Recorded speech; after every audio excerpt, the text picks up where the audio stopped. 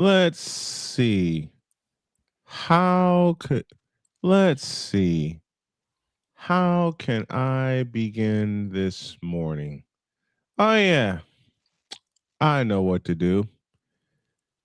Dear South Carolina, as well as Illinois on the men's side, Gino Auriemma, and a few other things from the Final Four draft, and to the Los Angeles Raiders. What the are you doing? We'll explain a bit. Let's go. I can't do it. We'll do it live. Do it live! I'll write it and we'll do it live! Mister, will you please wake up, wake up, wake up, wake up, wake up?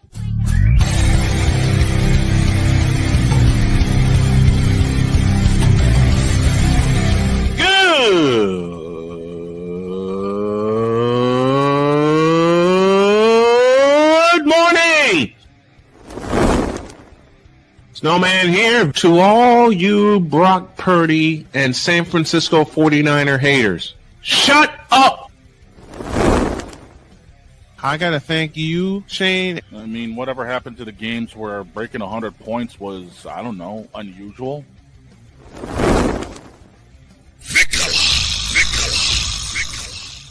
There was one word to sum up the All-Star weekend. Trays. Cause we take this job so serious. Splash Brothers, yes. Ray Allen, replace him with Steve Kerr. Reggie Miller, yeah.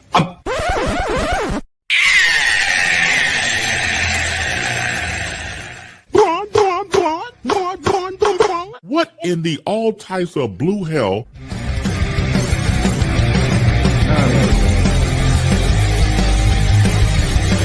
Oh, yeah!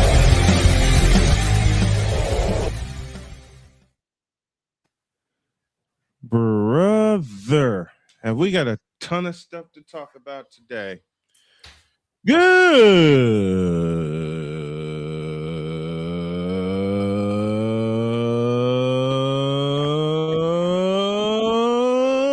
morning. Welcome to the, I don't know what to call this, except a Manic Monday edition of Snowman in the Morning. Glad to have y'all with us. Victor Locke is here with us from Chicago. We'll be joined by Chris Dietz in a little bit. Victor, right. how are you this morning, my friend? Oh man, you know what's funny? I've actually started using it in my Teams chat. In my Teams chat, I've used "Good morning." I don't know what year I started doing that. I'm not sure. I don't know what year. I think it was year 5 when I started using a version of that. Okay. Yeah, it was the year. I know it was before I left Mom's house. Yes. It was before I left Mom's house when I started using a version of that because my good friend Josh Lopez would hang out with us. I'm gonna see if he can hang out with us again. All right. Anyway, first hour presented by Fanatics, officially licensed everything. We're at 13 past the hour because I dozed off in this chair again, and me and the boys were in the back just shooting the ish. And it's like there was the Broncos and Raiders game on. No. I got one worse than that. It was like the Broncos and the Colts from 4 years ago. Oh, the game that never ended and everyone wanted it to.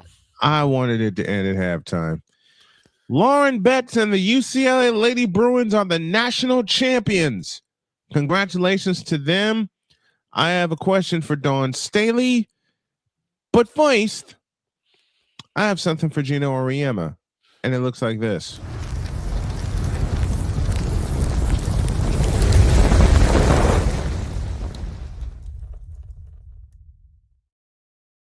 In the surprise of the tournament. I never thought I would say this about one Gino Auriemma. Oops, my camera's off. I see you.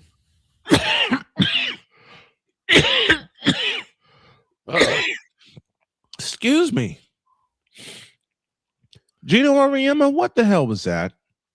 What was that tantrum at the end of the game because your team got socked in the mouth and kicked in the ass? And we were just singing that. They were just singing Gino's praises this past Friday I mean, with the lovely couldn't Allie. you have walked out with a little bit of class? A little bit of grace. Huh? You've been here before.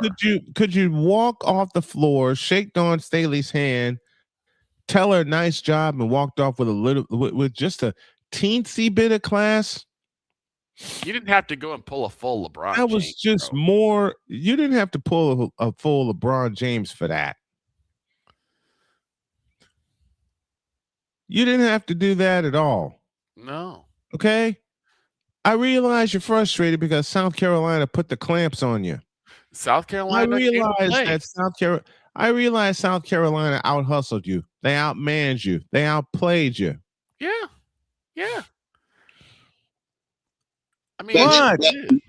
No, that's not what happened. And Okay, what happened? and we can, we can get on Gino. Gino should have been more professional. But you say, oh, he tried to shake Dawn Staley's hand, and the whole dust up, the whole dust up was stuff that we didn't see because they don't show it pregame. Okay. It was pregame. Dawn Staley refused to shake Gino's hand before the matchup because that's what always happens. Coaches shake hands. They say, "Hey, coach, good game. Let's have it. Let's go." Dawn Staley refused to shake his hand before the game, so he went up to her and said that was unprofessional. Now, did getting his butt kicked, getting their butt kicked by 20 points, did that have something to do with it? Absolutely, because we all know Gino's a fired up guy. So I'm sure he was okay. He hates to lose. But the thing is, we always see the end of the game handshake. We don't see the pregame. We don't get to see the pregame. So nobody knew what was going on.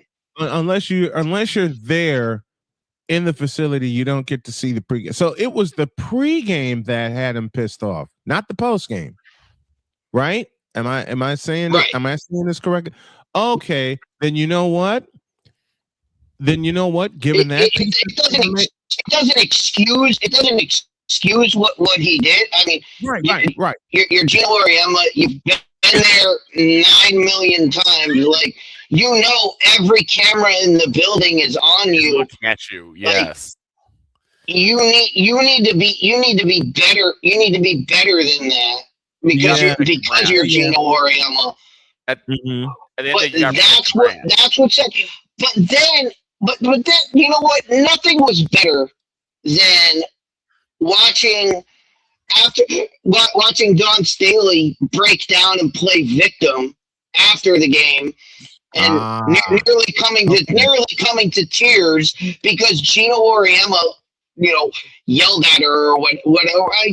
Give me a break, Dawn. You've been a basketball player. I'm sure you've heard worse. While playing any backyard court, I'm sure you've heard worse than. So don't stop with the crocodile tears, and then UCLA comes out and puts a foot in them.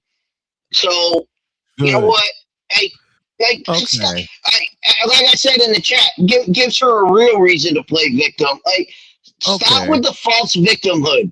You didn't get like admonished. Like, Gino came out, he apologized, said he should have acted better, and we all agree he should know what he's doing. But at the same time, Dawn Staley, have some thick skin. You're in the coaching game. Like, this is what happens. It's basically of both hands are just equally dirty. So it's both sides, not just one side. Okay. Because the part that Dietz brought up about the pregame ritual, that I missed. I totally missed that.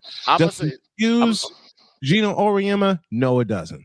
I'm gonna say this. It's a situation of both sides are equally dirty, but if you're Gino Auriemma, you have to protect your brand. Right. Especially with you being part of a dynasty. We've said this a lot with people like Phil Jackson, like Bill Belichick. When you're the coach of a dynasty, everyone's looking at you to mess up. Yeah. Everyone's looking for you to mess Yeah, up, yeah. and they could take something away from what you do. You have to be on your P's and Okay. Q's. Okay. So, all right. I can allow that. I can allow that because Dietz brings up a wonderful point. And Dietz, I'm so glad you did, and I'm glad I brought you on. I was waiting to introduce you properly, but he was giving me the cue in the back. That part I didn't know. I did not know that it was the pregame stuff. And it's what you said. Both sides are equally guilty. Equally guilty. Yeah. That I didn't see. And I will admit this on the air. I did not see that part coming. I did not. Because in covering games in person, I will say that I have seen teams make the pregame handshake. Yeah. And I understand that.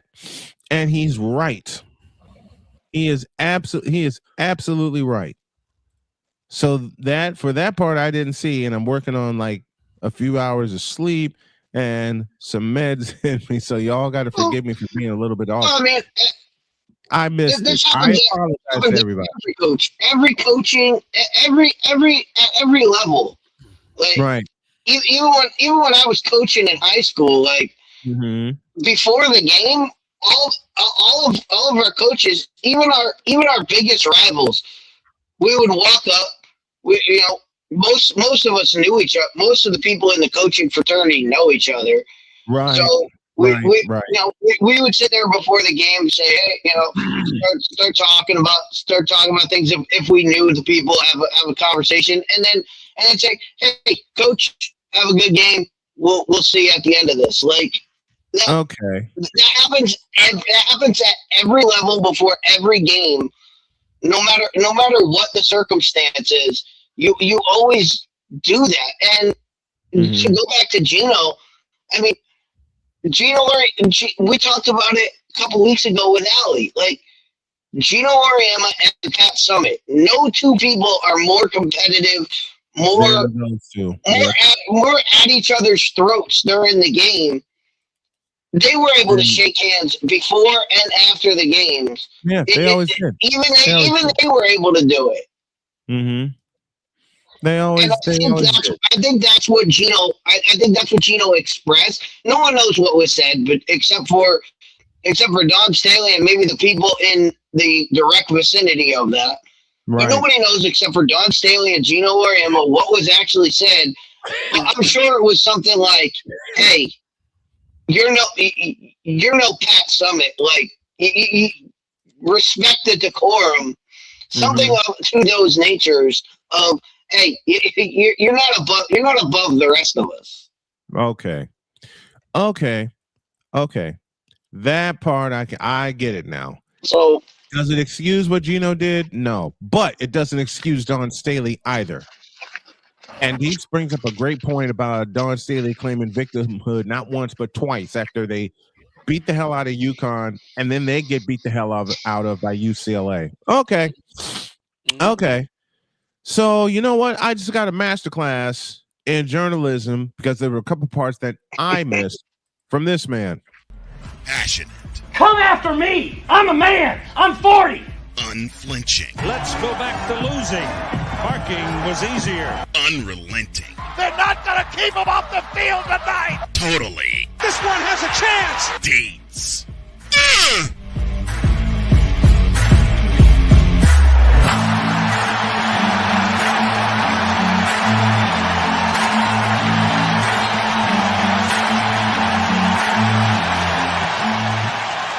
That's not just a murmur, that's a full-blown fibrillation.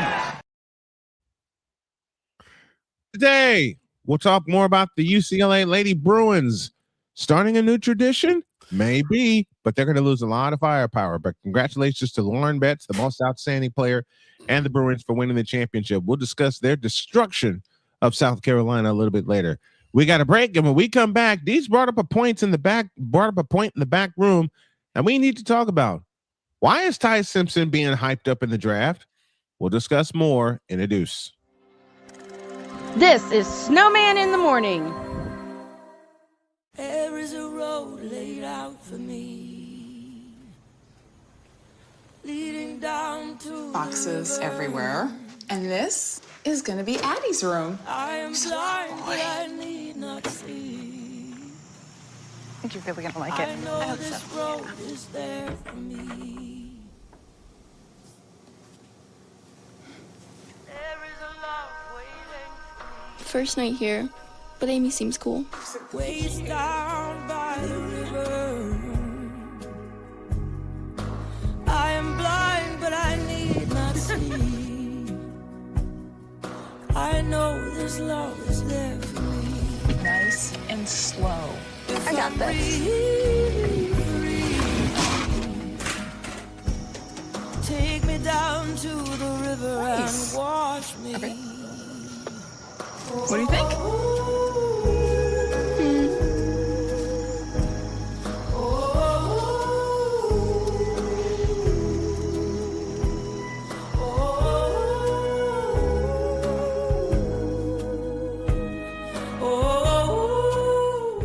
Hey everybody, Snowman here. Looking for the best way to experience live events? Well, SeatGeek has you covered.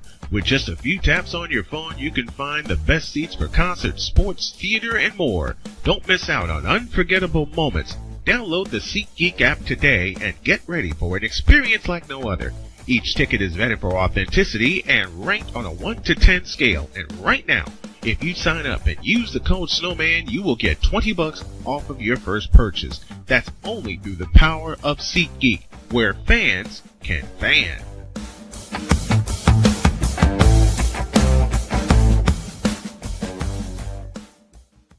Join Ryan McCarthy. I became a Jets fan because Kurt the Frog was my favorite Muppet because he was green, and the Jets wore green. That's how I became a Jets fan. And Dustin Henry. ESPN is cashing all in on let's pay a few personalities and we'll just kind of fill in the gaps. As they walk you through all of the world of sports from their perspective. The Albany Empire, it's a literal circus. No credentials required. Where, Ryan, say the tag. Where you don't need a press pass to talk sports. Every Monday at 8 p.m. Eastern, 7 p.m. Central. On YouTube and where you can find all podcasts. The Big Ten. You can say you're not impressed. You can say you're not happy. You can say all these things, but no, whatever the case may be, the Buckeyes are on top of the football world. And it's just where it is. The SEC. And what does Georgia do? Well, as a team that has a championship pedigree would do, they came out full guns blazing, just like a tested SEC team would do. And Big 12. That team right there that is ranked 15 that put up 45 points. Yes, sir. They were picked dead last at the beginning of the season. The ACC. Start with the biggest name first. Chapel Hill now. It's no longer called Chapel Hill. It's called Chapel Hill because Bill Belichick is now the head coach of the North Carolina Tar Heels. The CLP rankings, do away with that. Right. Do away with it. Bring down the gridiron on the Playmakers Blog Network YouTube channel and where you can find podcasts. Because we take this job so serious. And Father O'Shaughnessy need to go to hell. That's what he needs. What did Father O'Shaughnessy do? I quit. We're done here. I'm done. We're out of here. What in the all types of blue hell? This is Snowman in the Morning.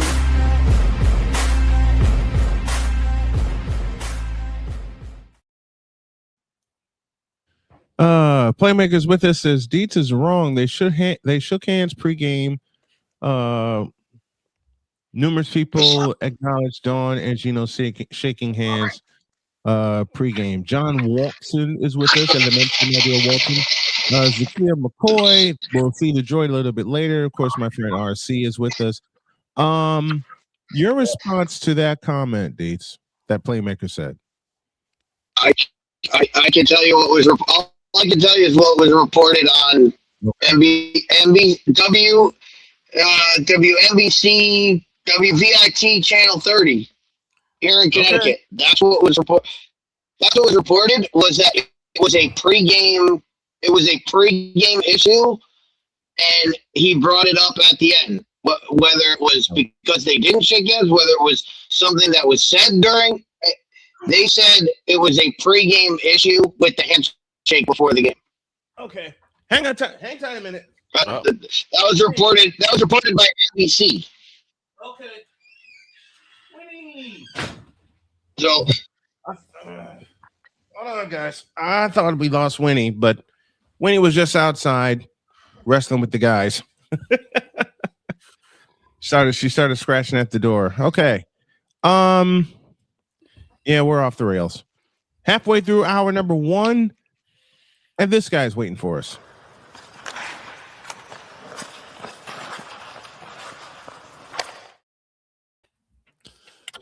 Lord have mercy on my soul. Why? Because I remember distinctly when we were making our picks for the women's side of the bracket. I really, really wanted to say, oh, well, I think UCLA will do it. But my brain wouldn't even let me say it. Why?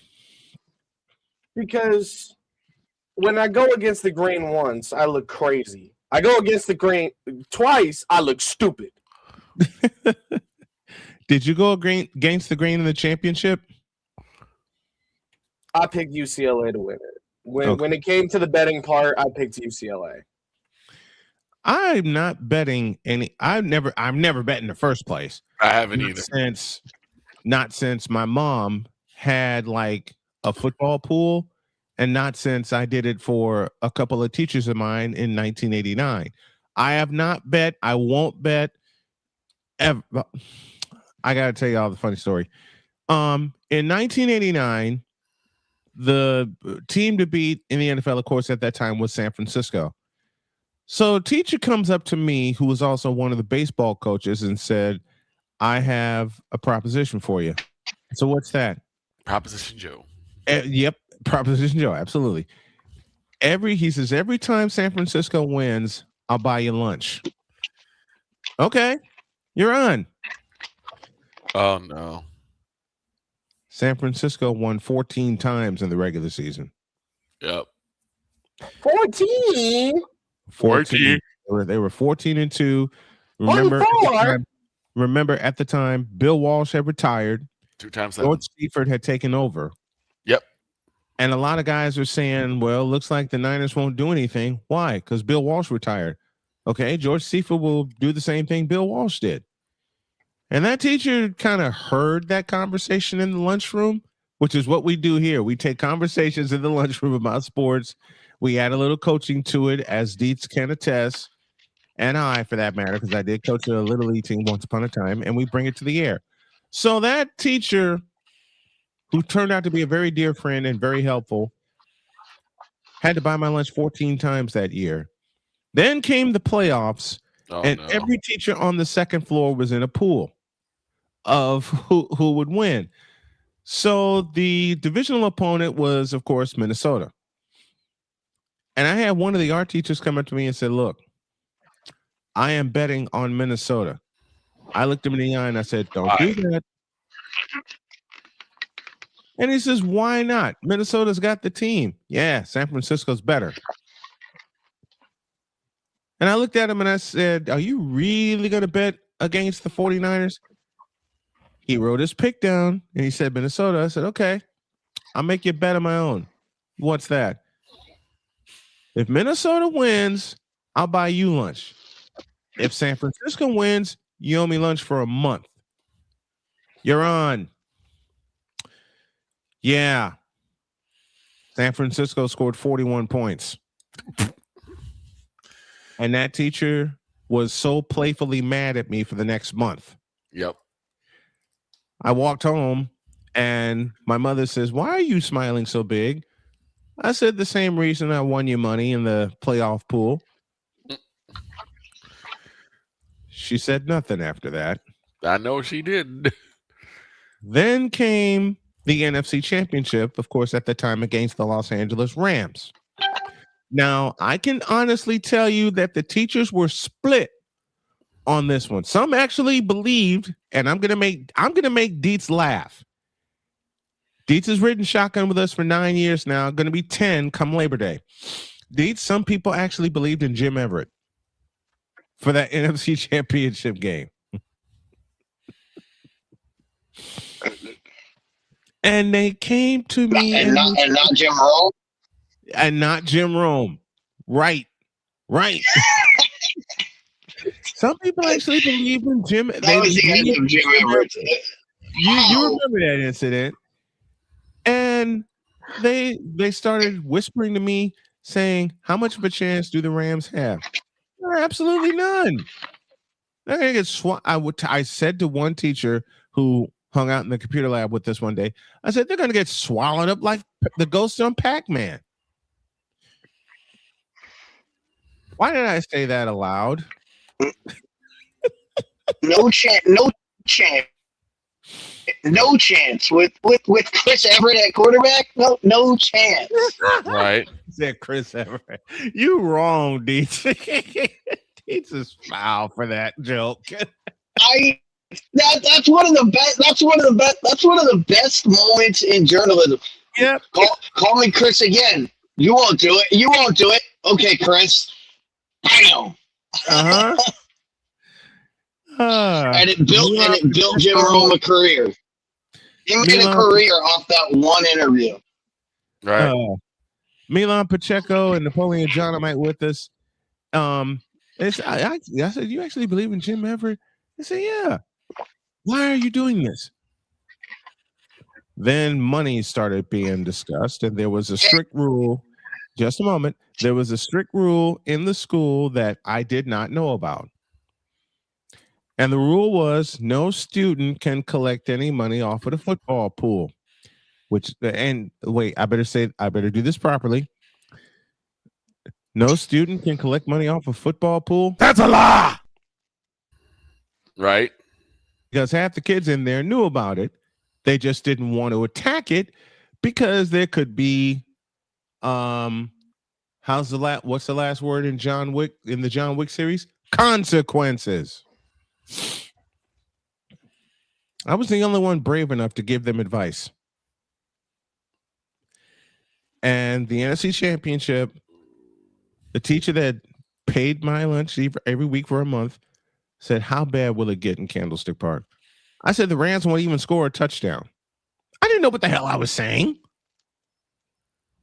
I go home, and my mother asked me the same question.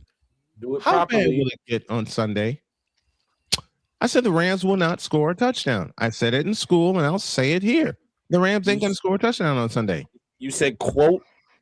I did. I said, quote. The Rams will not score a touchdown on Sunday. Close quote. And what happened? The glare on my mother's face after the Niners chip, chop, and fricasseed the Rams 30-3. And remember, the Rams scored first in that game and never scored again. My mother walked up to my room and glared at me and said, I hate you right now, while she's laughing.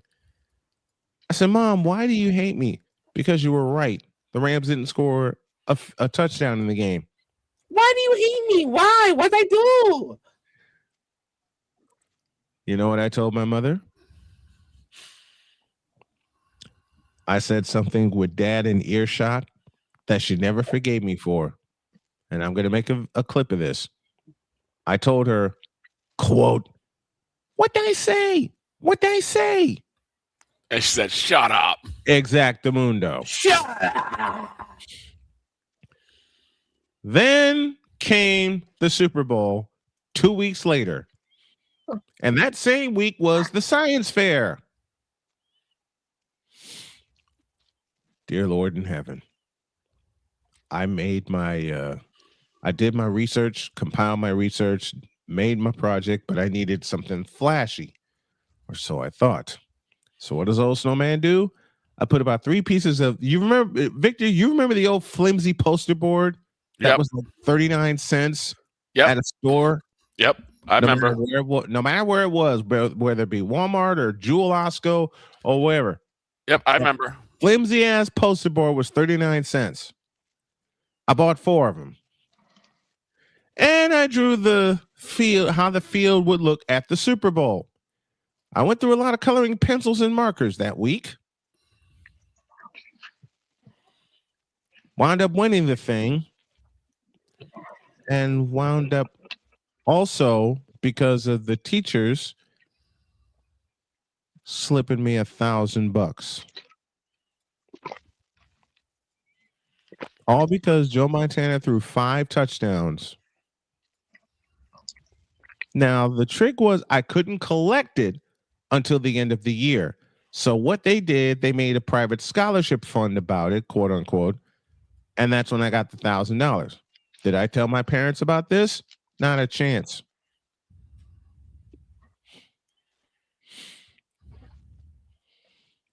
So that's the final time I bet on anything and won. I haven't bet since. Gina's with us saying, good morning, Snowman. Happy Monday. Sending love and support and prayers to you. I thank you for that. And I ask you guys, I asked the folks in the Pure Adrenaline Sports chat, I'll ask it here. Do me a favor and keep my wife in your prayers for me.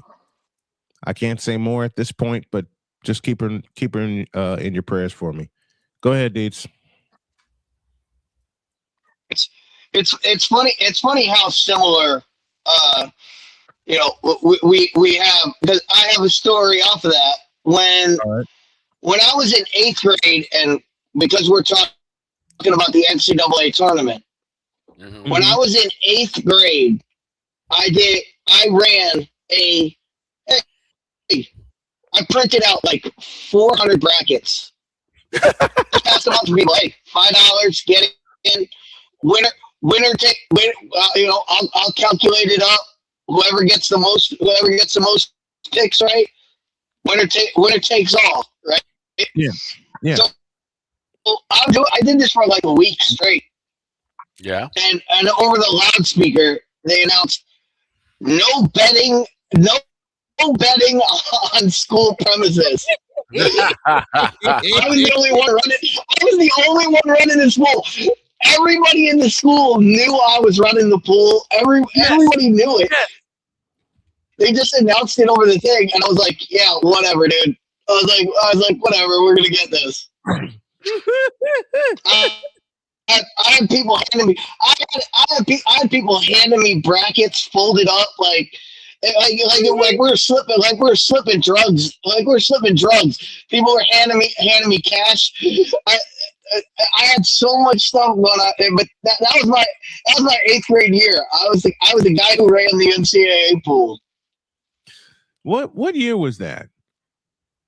What year was that?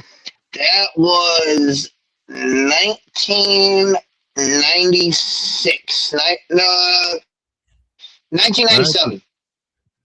Yeah, Arizona won that year, 1997. Yeah. You know what? The same thing went on at my high school for the NCAA tournament. I'm walking around in UNLV paraphernalia. I'm walking around the school in UNLV gear because my mom got me some the last time she and my dad went to Vegas. Same teachers who did the ish for the Super Bowl yanked me aside in my UNLV sweatshirt and they said, "Are they going to be as dominant as I think they are?" Yep. They may have 1 or 2 games during the tournament where they may be tested. Turned out it was only 1. But the weekend of Loyola Marymount and UNLV, that Friday, got to school, and all of my boys who love talking NCAA with me saying, "Is the dream over for Loyola Marymount?" Yes, because UNLV is going to run them over. And UNLV ran them over by 30 points, even though Loyola scored 101 points. If you remember, this final was 131-101. Why did I make $250? And all I said was UNLV will win by at least 25. They won by 30. Anywho, see, this is the crazy thing. This is the crazy thing about the difference. See, I went to public school when I was in when I was in middle school. Yeah. And then I went on to private school. This is the difference between private and public school. In public school, they made the announcement: no betting, no this, no that. When I got to high school, I was like, oh, I'm going to do the same thing. No, they did it right. My high school did it right out front. They were on Front Street. Teachers had their brackets up on the board. Teachers had their we had brackets up all around. I was like, and I can't even I can't even run a pool here because they're already doing it. And they already knew everybody was going to be doing it anyway. So school was like, hey, why don't we just do it? Where public school was like, oh, you're not allowed to do this, and we're like, we're going to do it anyway. Out of here. See, Victor and I have covered Catholic League events, football, basketball, and sometimes baseball. Victor and I have been there for it. See, I can say this aloud because we both have been there, and I'm an adult now. Catholic League knows how to party. Yeah, they know how to tailgate. Okay, in Catholic League games, there were tailgate parties, and lots of them. I told you about the time I went to a tailgate party, and that was at a Catholic League school. Somebody decided to grill a full-on cow's leg. Yep. I'm like, how did you get that in there, first and foremost? How did that fit in? And second off, who's all going to eat this? So who ate it? Everybody. I thought so. What type of family of 7 is going to eat this? Dude, it was the entire parking lot. Everybody got a piece. When I did Brother Rice St. Rita in 2000, hold on. Yeah. When I did everybody came. It didn't matter. It didn't matter what side you were on. It didn't matter what side you were on. You were getting the people. You were getting the people. They were just they would do that in the parking lot of our games. They were just handing stuff out. Yep. When I did Brother Rice St. Rita in 2002, and I shared this with my friend John Leahy in an episode of Mike to Mike, I had to climb on top of the roof because there was no room in the press box. It was the biggest matchup in the area, number 2 versus number 3, not just in the area, but in the state. When it started raining, I said, all right, we're gonna be a while, because it was a grass field at the time, and it turned to complete mush. Right. It turned into mush. Couldn't see how did George Carlin put it? Football is played in any kind of weather. Rain, sleet, snow, hail, mud. Can't read the numbers on the field. Can't read the yard markers. Can't see the players' numbers. The struggle will continue. By the time the second overtime hit, that's exactly what it was, because it rained during the first half of the game and part of the third quarter. The game wound up going 6 overtimes. There was a tailgate party that I walked through, and some folks were congratulating me because they heard my broadcast and all, even in the rain. When I got home, and I had 2 plates of whatever they were serving there, it turned out to be grilled sausage, grilled hot dogs, the works. 2 carry home plates of that. When I got home and put my food in the fridge, my trench coat felt a little heavy. You got a pair of beers. I got 6 beers.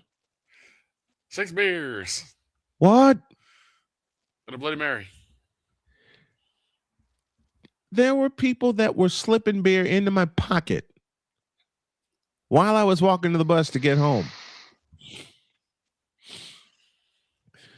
Betting stories and more here on Snowman in the Morning. That's what we're sharing right now. When we come back from a break, we got more stuff to take us to the top of the hour. Playmakers on the way, and so is Jay Spivey. This is the twisted, tripped out, tripped up, Manic Monday edition of Snowman in the Morning. Back in the deuce. This is Snowman in the Morning. There is a road laid out for me. leading down to Boxes everywhere. And this is gonna be Addie's room. I am blind, but I need not see. I think you're really gonna like it. I know this road is there for me.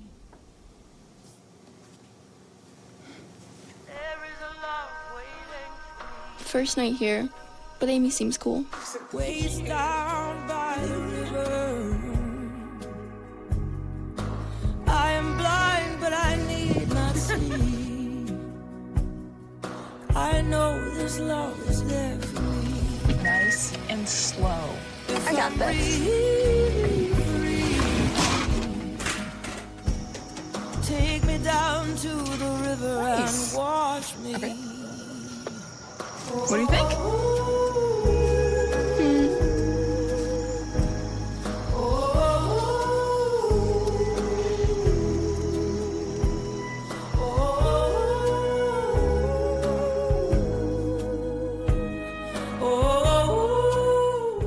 Hey everybody, Snowman here. Looking for the best way to experience live events? Well, SeatGeek has you covered. With just a few taps on your phone, you can find the best seats for concerts, sports, theater, and more. Don't miss out on unforgettable moments. Download the SeatGeek app today and get ready for an experience like no other. Each ticket is vetted for authenticity and ranked on a 1 to 10 scale. And right now, if you sign up and use the code Snowman, you will get $20 off of your first purchase. That's only through the power of SeatGeek, where fans can fan.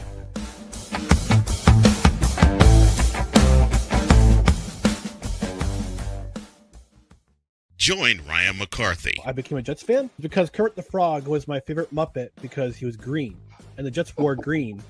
That's how I became a Jets fan.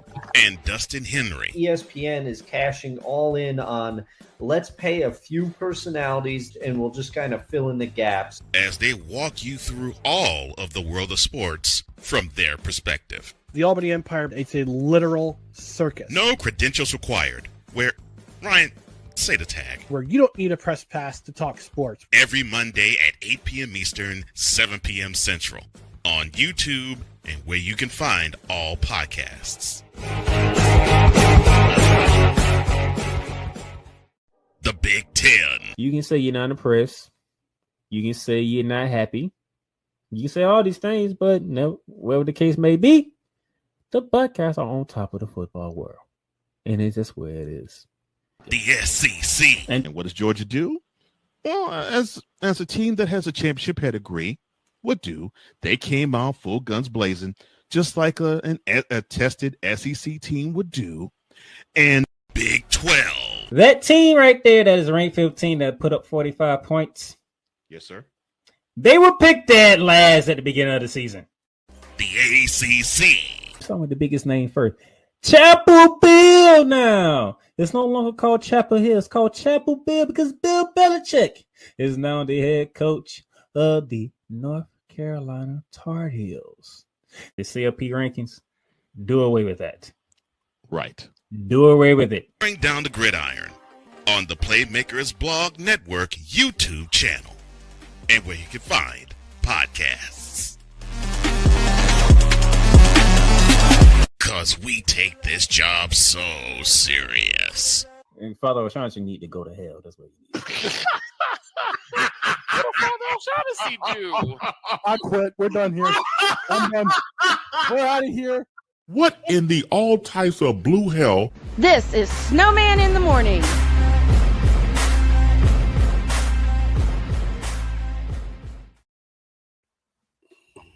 Different browsers to bring this to you. Indeed seems to be holding up pretty good. And as I say that, he froze. No, he's fine. What did Father O'Shaughnessy do? We don't know. We still don't know to this day, even if Playmaker is here. And that was a year ago. We're never gonna know. That was a year ago.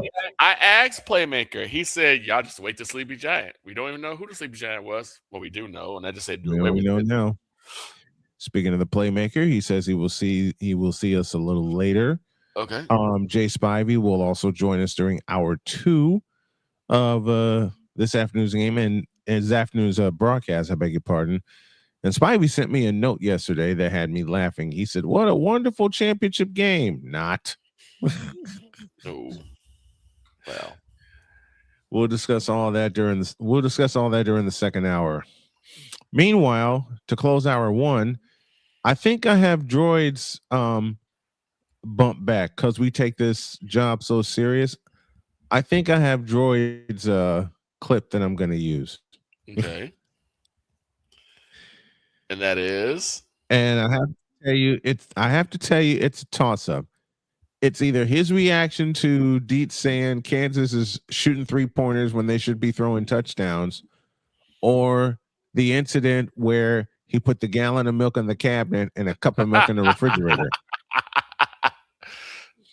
Put the milk in the cabinet, put the glass of milk in the fridge. You know you're sleepy when, right? Right. You know you're tired. You know you're extremely tired. That's how I woke up this morning. Jody had to get up and go into work early. She's still listening to us via the headset while she's working. Good morning, honey, and I love you.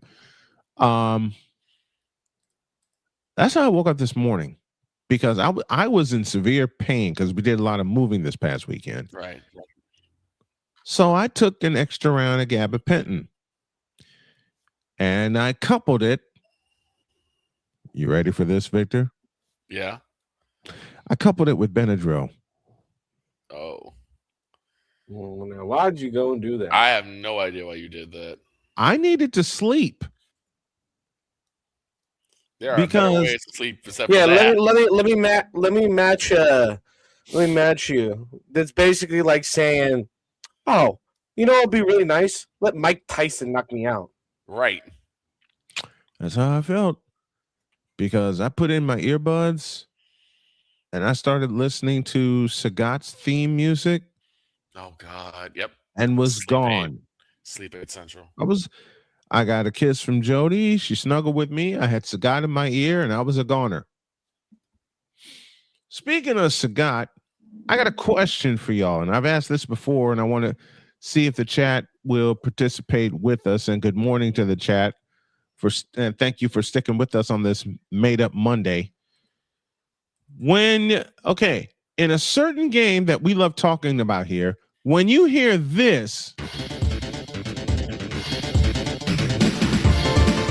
what character are you choosing? For me, it's Ken. Ryu. What about you, Deets? When you hear that music, which character are you selecting? Zangief. I can see Deets doing the Zangief spinning pile driver. Like it's nobody's business. Deets, you're muted, buddy.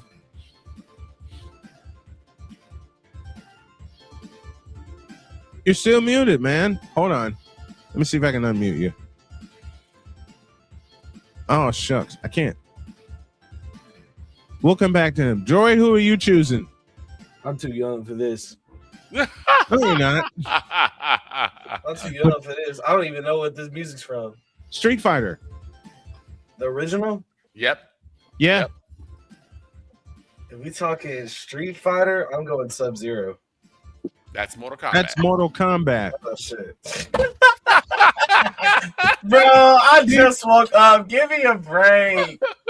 And I'm trying to wake up. Deeds, who are you choosing, man? No, it's funny. It's funny that Droid says that, because that was the only reason I used Ryu, is because his skill set was the same as Sub-Zero. All his moves were exactly the same. So that's the only reason I used Ryu, is because it was the same thing to throw the fireball was the same thing to throw the ice in Sub-Zero. Yes. True. Victor said Ryu. Does this sound familiar? Yep. Me, it's either this guy, as it fades out. It's either this guy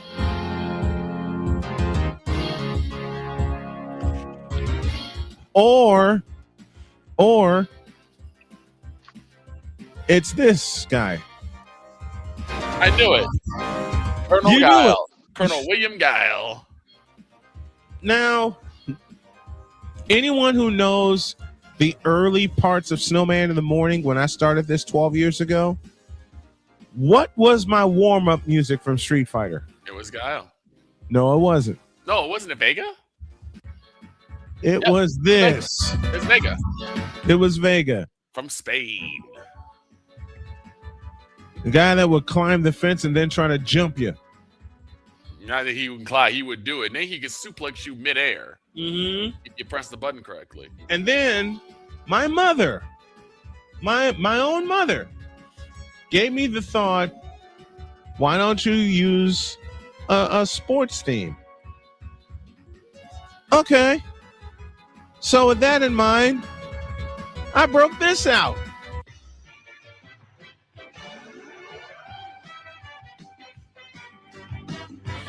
This was the predecessor to the NBA on NBC. This is the NBA on CBS. CBS sports coverage of the NBA Finals is brought to you by Hooked on Bronix. Shut up! You know what? You know what? Why not? Why not? That was good. That was a good one. Droid, I want you to do it. I want you to do it again. Please. Okay, hold on. Let me get to the right point. Let me get to the right point. Even Dietz is laughing with that one. That was perfect.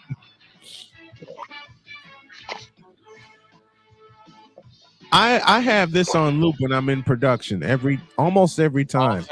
All the time. All the time. CBS sports coverage of the NBA Finals is brought to you by Hooked on Bronix. When you start talking like an idiotic bronzexual, Hooked on Bronix can set you right. Call 1-800-YO. I'm Ray NZPL, and I approve all this. Oh my god. No, I haven't played that. I haven't played that time or two on this show at all. Ray with the broken hat. Hat broke to the side and everything. Everything. He may appear this week. Oh, Ray. May being the operative word. We'll see. 2 after the hour, we owe you a break, an ID after that, and then we'll take you around the world of sports on a scoreboard edition. On our scoreboard edition presented by Invader Coffee. Hour 2 begins in a deuce. This is Snowman in the Morning.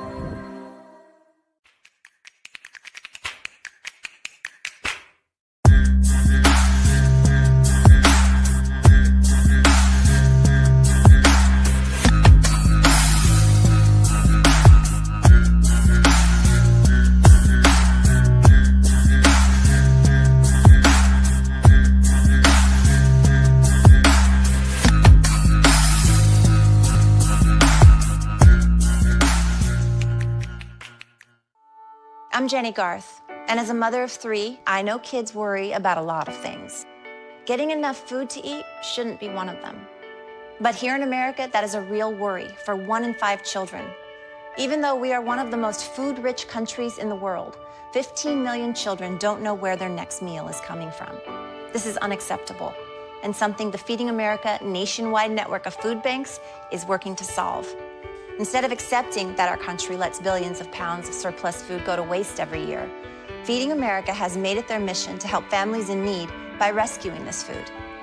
Through food pantries and meal programs, the nationwide network of food banks provides more than 3 billion meals, serving virtually every community in the United States, including yours. Join me in supporting Feeding America and your local food bank by visiting feedingamerica.org. Together, we can solve hunger. Together, we're feeding America. My mother was always very familiar with her neighborhood, but one day she stopped at the stop sign for much longer than usual, and she didn't know whether she should go forward or turn, and she wasn't even really sure where she was at. It was very unsettling for her. I felt so much better after my son told me, "Mom, I don't want you to worry or be afraid. I'll be there for you and we'll figure it out." because we take this job so serious. I don't have a suggestion as to anything but keep the bitch. Keep her. If she does not, Wow. What in the all types of blue hell? This is Snowman in the Morning.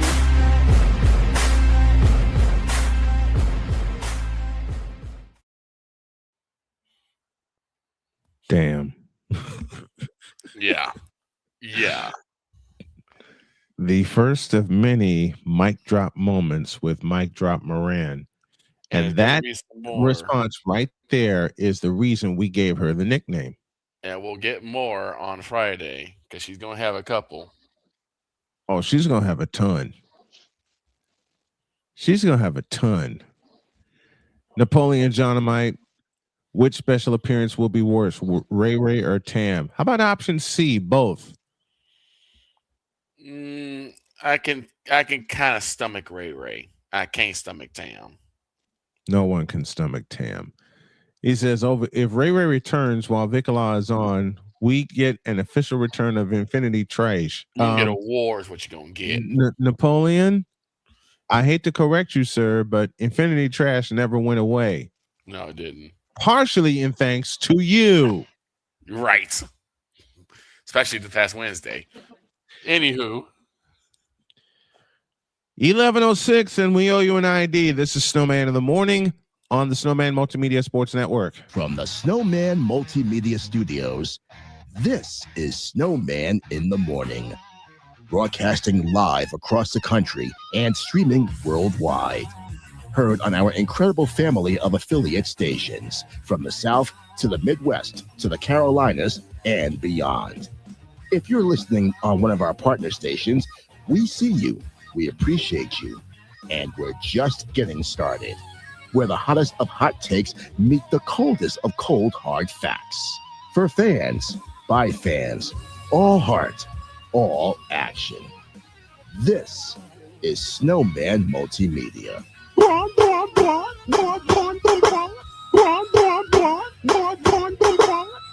on smoke! I am too old for this bull. I'm the juggernaut, bitch! Oh, hell no! I ain't got no time for this bull.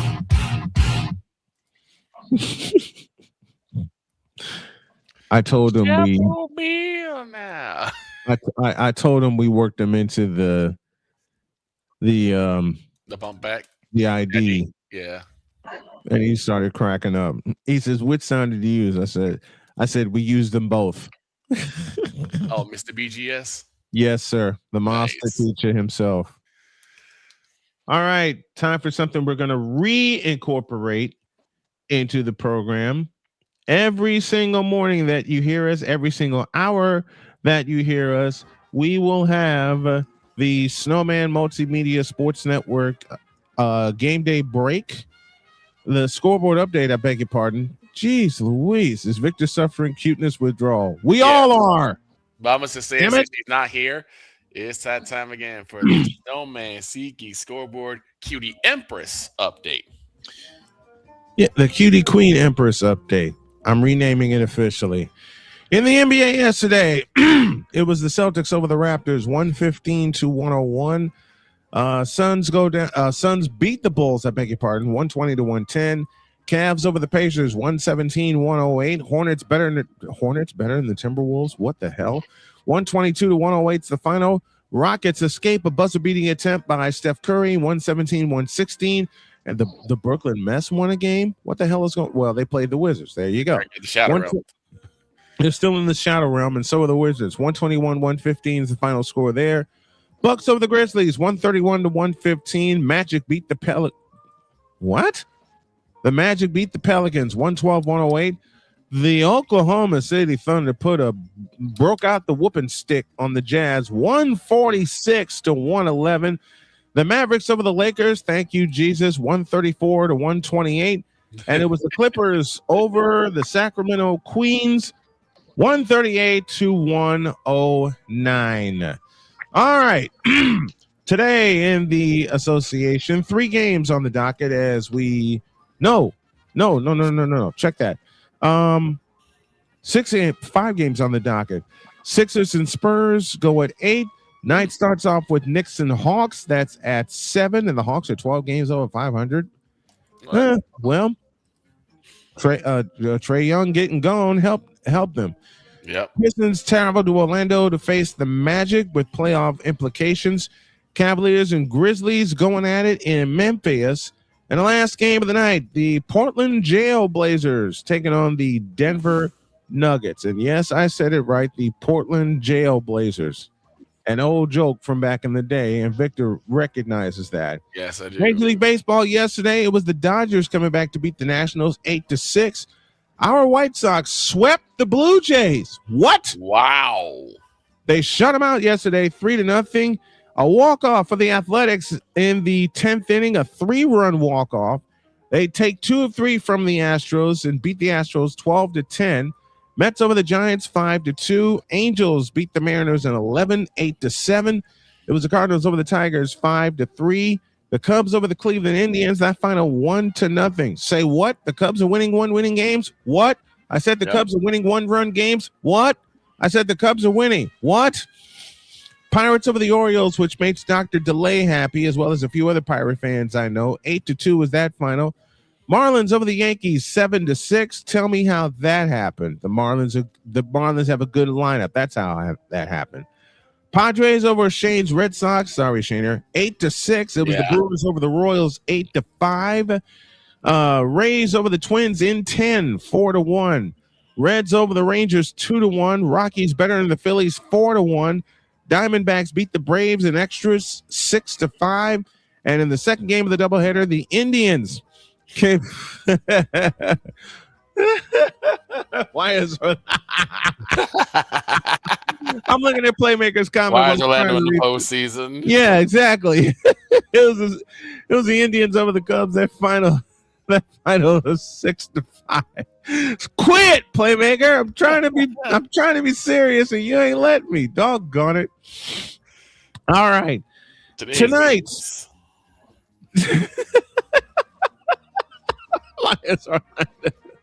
Rooker hit a bomb. Yes, he did. I don't think he hit it out of San Diego, and it's going back to Oakland in the old Coliseum. It hasn't landed just yet. Today in Major League Baseball, it's the Cardinals taking on the Nationals at 3-6. Dodgers take on the Blue Jays in a World Series rematch, and that's at the Skydome. 7:07 is the first pitch. At 7:40 Eastern, the Orioles come to the White Sox, who have won 3 in a row, looking for 4. I'll have that game, and our pregame is at 7:25. First pitch, 7:40. It's the Mariners and the Rangers at 8:05. 8:40, the Astros travel to Colorado to see the Rockies. Phillies go out west to see San Francisco at 9:45. Cubs and Rays kick off the action at 4:10 today. Royals and Indians at 6:10. 6:40 sees the Reds and the Marlins. Padres and Pirates at 6:40. 6:45, Brewers and Red Sox. Go Brewers. Tigers and Twins at 7:40. Who cares? And the last game of the night is in California with the Braves taking on the California Angels. That's the Snowman Scoreboard SeatGeek Cutie Empress update, brought to you by SeatGeek, where fans can fan.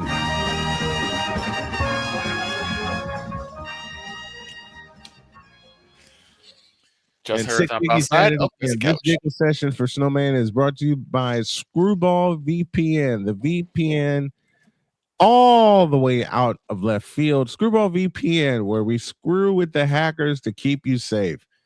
You know what? I wish that actually existed. I'm dead serious. I wish that actually existed. Playmaker again. Can I throw a curveball in here? Curveball incoming. Go for it. Curveball deets. How dumb is the NBA to play games tonight? When the national championship. Over 75% of your audience is going to be watching the national championship game. Playmaker. He said, I was hoping you'd call the national championship game tonight. Playmaker, I will have ears to that. Trust me. I got it planned out. I will have ears to that game.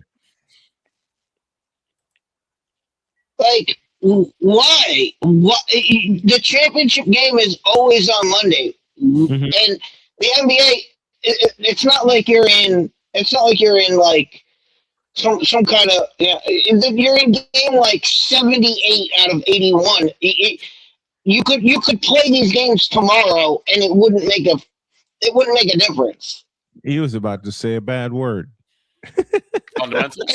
None of this makes sense. None of this makes sense. Why even play games?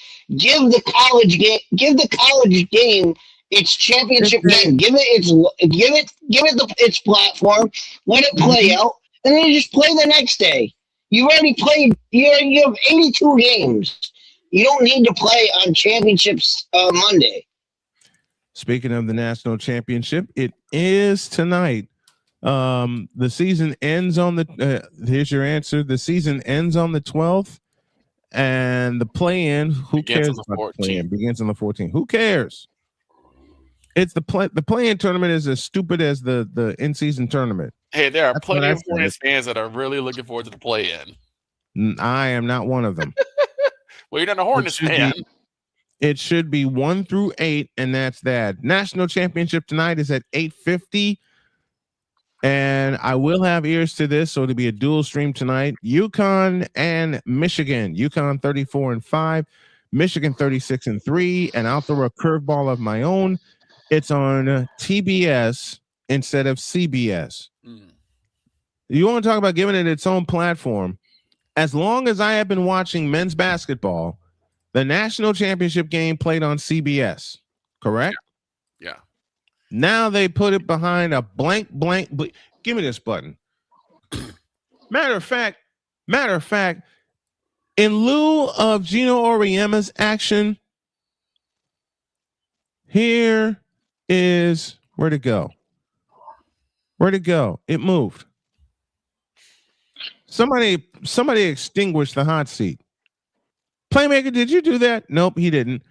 Nope, the hot seat is real. Here's the hot seat for real, right here.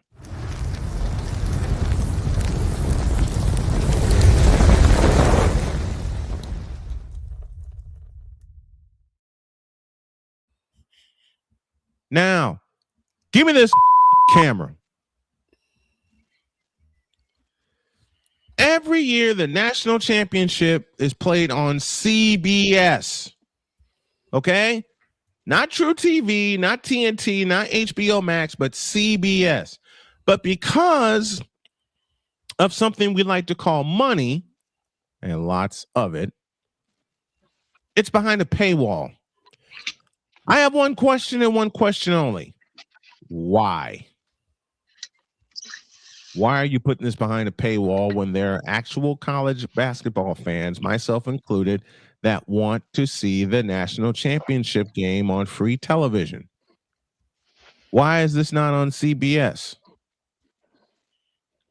Every year I've watched the national championship, it was on CBS. It doesn't matter if it was a 4-channel split for the tournament. The regional finals, Final Four, and championship were all on CBS. Period. They dispatched 4 crews to go cover the doggone thing. And for a while, covering one region was the same announced team that would cover the national championship. And for a while, it was Gary Bender and Billy Packer through the 80s. And through the 90s, it was Brent Musburger and Billy Packer. Then Jim Nantz took over for Brent Musburger when he left CBS in 1990 when they wouldn't pay him, and I don't know why. And he jumped to ABC. And he had Brent Musburger had an extraordinary career in ABC. More on that at a later date. But to all of us old school fans, yeah, some people really need it. Absolutely. To all the old school fans, and dear TBS and TNT, y'all everything up when it comes to basketball coverage. I'll say it again, and I know it's because of greed, Sick Diggy, and thank you for that. But y'all everything up when you decide to put it behind a paywall. Have you ever thought about the fact that some people can't buy a damn paywall because they've been through some shit? Huh? Have you ever thought of that? Have you ever thought about the fans that are old school and expect it to be on CBS and they can't get it because you put it behind a paywall? Just because you needed the money? What did Playmaker say? Some people have to have it. Yeah, some people really need it. And you know what song that's from. And if Cole Johnson were sitting in the production seat, I'd be having him hum the tune in my ear. And unfortunately, it's called money. You greedy. Oops. I think that's my cue to stop, and I'm not going to stop. You greedy sturds. You greedy. You f***ed up everything because you had to put the national championship game behind a paywall. And dear ESPN, I'm talking to you too. With the women's tournament behind a simple ass paywall. And that first paywall that we had to pay for was called cable. Anybody remember Sports Vision? Here's a history lesson for you. You know how Sports Vision became to be? Sports Vision began in Chicago. Why? because of On TV. Anybody remember that? In the early 80s? Anybody remember On TV? I certainly do. They gave you a box and they jumbled it. They jumbled the sports coverage, because I can tell you every night I wanted to watch a Bulls game, it was on Sports Vision and it was jumbled behind a damn paywall. You stupid shiz. I hate things being behind a paywall, but I know that's the way the day goes in the 21st century, and you need to make money. Snowman Multimedia being a part of this, but I don't want to offer a paywall to the fans that need to and want to and must listen to an old school version of the national championship game, or that and the White Sox game, which I'm covering tonight. If you wish to donate to the network, please do. But you f***ed up putting the national, give me this, championship in game behind a f***ing paywall. You stupid chiz.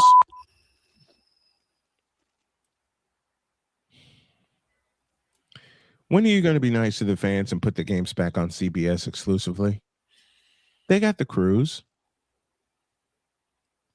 They got the people. And if not, hire me and Victor as announcers. We'll cover some of the games for you in the tournament. Hell, I'll bring Deets with us and have him on the sideline.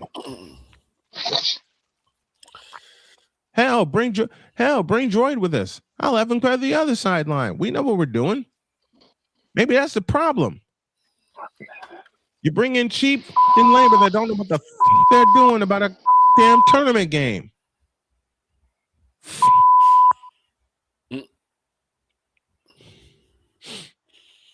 I can't be on today because we have a loaded show today. I can't wait for it. And officially, the Shooting Lights Out show, it will be on the Snowman Multimedia Sports Network. I am fumbling my words today. Doggone it. Since he's not going to be here, I just make the joke. Go ahead. Land on the postseason. Do away with that. Do away with it. I hate you for that joke. But I agree. I was going to do it when he was here. Matter of fact, I'll make this joke. The national championship on TBS, do away with that. Right. Do away with it. Do away with the damn paywall so everybody can enjoy the national championship in game. You already got it, so everybody that's sitting in Lucas Oil Stadium and the attendance is going to be over 70,000. Mm-hmm. And you can make your money off of that. Yeah, but I know rights fees coming to play, commercials coming to play. Hell, they sell the NCAA. I can't talk today. They sell the NCAA tournament like they sell the damn Super Bowl. Yep. I'll say it again. They sell the Final Four and the NCAA championship for commercials like they sell commercials for the damn Super Bowl, which is behind a paywall this year. Yeah. You fucking. Oh, I slipped. You do it. I knew it. I was close. I better stop jar. Here.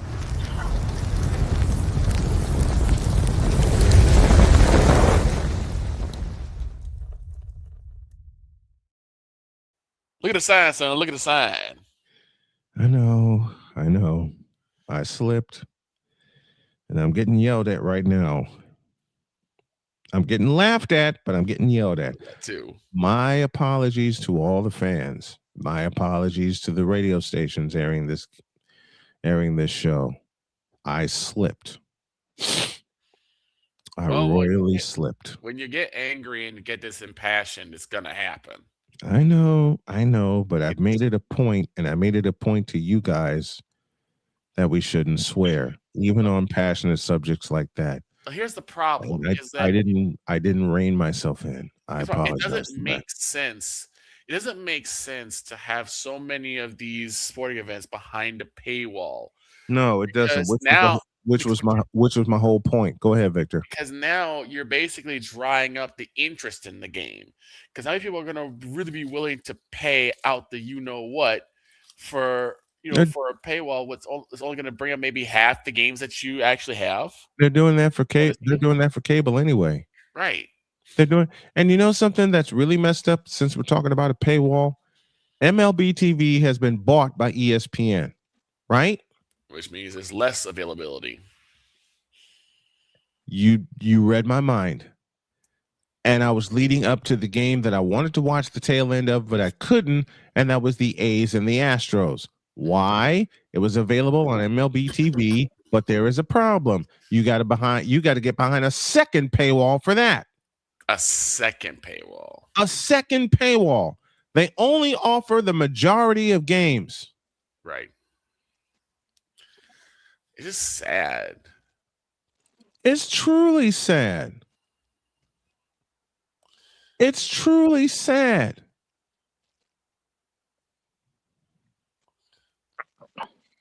That they put it behind, this time I'll do it correctly, a damn paywall. Right. Yeah, I mean, the biggest problem is people asking, like, well, what's bringing the interest down? The fact that there's no accessibility. Mm-hmm. Victor, you wanted to say, you've been begging to say something about that for a week. Floor is yours. Well, here's the problem: is that back in the day, I mean, I would say maybe like 5-6 years ago, you used to be able to just turn on local access TV and you'd get games. Mm-hmm. You know, whether it's Bulls, White Sox, Cubs. I have not seen a Cubs game on WGN. I'd say for the past 3 years, I have not because WGN was bought out. And I'm like, where are the sports games? Where are the games? Love Gun Merchants in the house is comment for the algorithm. I appreciate it. Hey, if you guys like what you see and what you hear, why don't you consider making a donation to the channel via Cash App or Super Chat? We love your comments. It just gets aggravating to see less and less and less sports being on. I mean, that's crazy that you guys live in that area, and you guys aren't getting the Cubs games. Right. Like, Marquee Sports. I remember back when I had cable. I live in Connecticut, and we used to get IGN. We used to get Cubs games. Like randomly, they would play the Cubs. Cubs game it's really fun. Deets. WGN was free. WGN was free around the world, just like TBS was for the longest time. Here's the crazy thing. WCIU has already advertised that they will cover White Sox games. Mm-hmm. The game that Snowman put on, which was the Sox Marlins, Sox and Marlins. I turned on to WCIU, and nothing. Love Gun Merchant with $1.99 says, chilling in Florida with Miami Malcolm tax. I appreciate that. I just don't understand, like, why can't they make things available so that more? Because if you make it available and people, are getting behind their teams, they may end up, sparing the cheddar for the paywall if you have games that are already available. And ESPN messed up by making some games not available through their package, because I read everything and it advertised and showed me that if you buy an ESPN streaming package, which I did, and which I renewed, you would get every Major League Baseball game available through MLB TV. Turns out it was a fucking lie because I couldn't get the White Sox games on MLB TV. I had to pay sign up for another service for that. Yep. And I couldn't get the Astros and the Athletics either. So they lied when they made that deal. I will say this: getting the NFL that I did on the NFL on YouTube was really good for this season. That was a genius. That was a genius. That was a genius idea. Because it wasn't that expensive, and I was able to catch the games that I needed to catch, even if the games weren't on. And that's the difference. Well, let's discuss this a little further right now with where to go. Where to go? I moved it again. Only problem was we couldn't get the NBC NFL games. Right. That was a deal. Which is why I'm really glad I had Dietz on with me for the Cowboys Packers game, because he was able to get all of it. Oh my God! And they were at the bar when that happened. Where's my that infamous call? Yep. Yeah, very infamous. Jay Spivey is standing by. Stand by a little bit longer, Jay. I got to grab something really quick. But I think that's going to be our subject for the second half of the show. I mean, why do they make this so darn difficult? I have no idea. They put everything behind a blankety blank bleeping paywall. I hate paywalls, man. I've hated paywalls since the NFL was on ESPN. Mm-hmm. Sunday Night Football, anybody? Yep. But they made it. Here's Jay.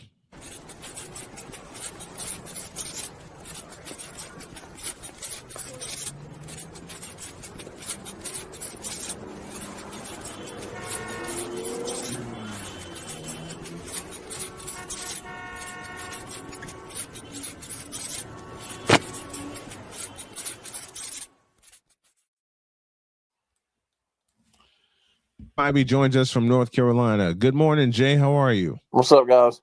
Good morning, Mr. Spivey. We were talking about sports being behind 4 or 5 different paywalls before you can access it. And I gave the example from yesterday that the ESPN Universal package has Major League Baseball games because apparently MLB TV was swallowed by ESPN. That's correct. Which means you're supposed to have access to every single game. That's a lie, because I wanted to catch the end of the Astros and Athletics game, which went to extra innings after the Women's National Championship, and I could not access it. You had to buy a separate MLB.TV package, which thank God I'm subscribed to for a year on the house, thanks to T-Mobile. Why are they doing this? You live in North Carolina, and I know some games are not available.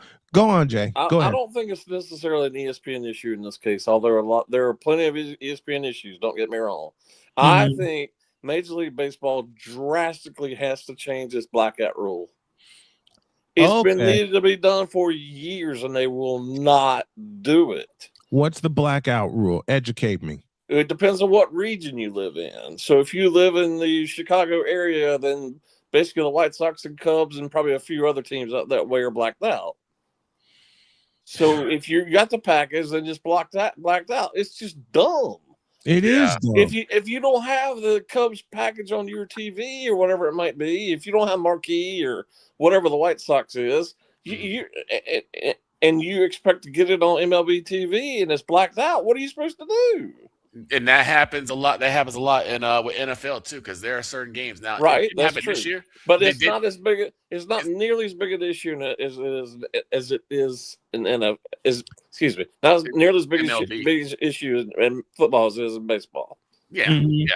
It's just kind of weird that that basically local access has literally no access to any sport, to most sports. This kind of changed when the Braves were on when they were on TBS and the Cubs were on WGN. It kind of changed after that broke. It did. And now baseball's in this old school mentality where everybody, they think they get all these games. Well, for down here, it makes no sense. There are 4 teams down here that are blacked out if they're on another channel. Mm-hmm. The Braves, obviously, and it's Mhm. only in part of North Carolina, which makes no sense to me. None to It me only either. goes to like the central part of North Carolina, which makes no sense to me. None. And then the other one, which they have a network down here, and I've never understood why, but it's something. I mean, I watch it through. Why are the Reds considered a North Carolina area team? I have no idea. And the other Because two, when I lived there, oh my heavens. Oh We my got breaking heavens. news. We got breaking news. Oh That Lord. really hurts Chicago Sky. I gotta come in with this.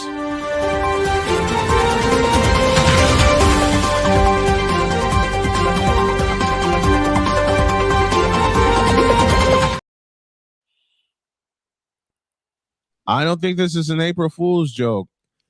Angel Reese has been traded from the Chicago Sky to the Atlanta Dream. That broke just now. I think that's hilarious. It is. I think Chicago probably wish it was. I think the Sky just waved the white flag.